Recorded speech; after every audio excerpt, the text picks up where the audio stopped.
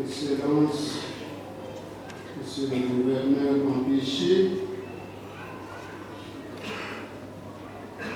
révérends abbés et pères, révérends frères et sœurs, chers officiers et sous-officiers, chers soldats et membres de toutes les forces armées, chers membres des familles militaires, et chers frères et sœurs dans le Christ. C'est avec une profonde joie et une gratitude sincère que nous nous rassemblons aujourd'hui pour clôturer les activités du jubilé auxquelles ont pris part les agents de sécurité en vertu de leur foi catholique. Ce jubilé associé à la fête de Saint-Martin de Tours, patron de cette aumônerie militaire, l'administration des sacrements de confirmation et la bénédiction de l'Église est un moment de grâce abondante. Je saisis cette occasion bénie pour rendre grâce à Dieu pour votre engagement au service de la nation, pour votre courage et pour votre fidélité dans la mission qui vous est confiée. En outre, je tiens à vous encourager à répondre fidèlement de votre vocation. Vous êtes appelés à servir, parfois au prix de grands sacrifices.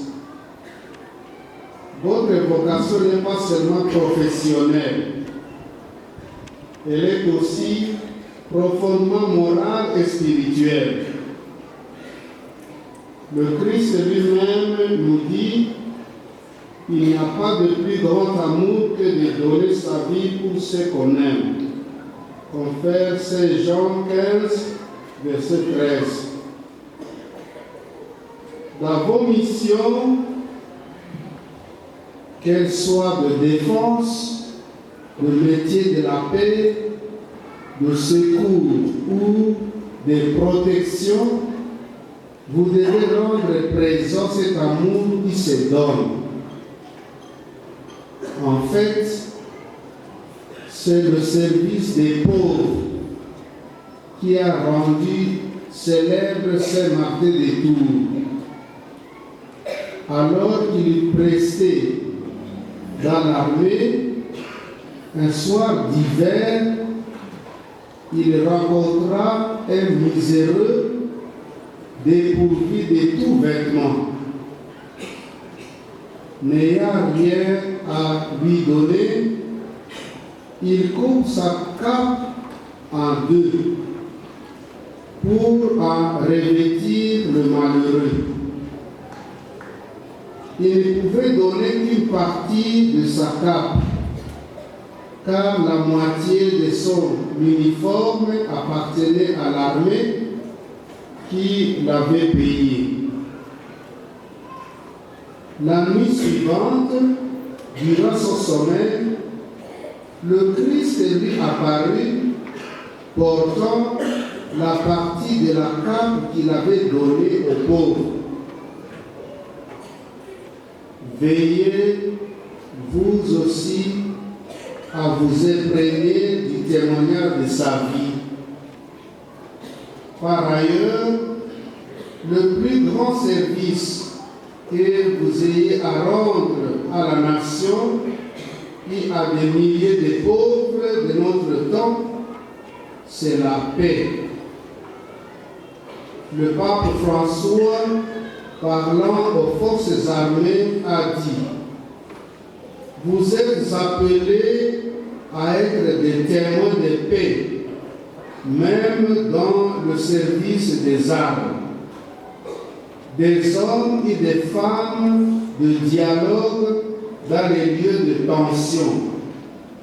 confère audience aux militaires italiens le 30 octobre 2014. On pourrait se demander ce qu'est la paix. La paix n'est pas seulement l'absence de guerre. Elle est le fruit de la justice, du dialogue et de la fraternité.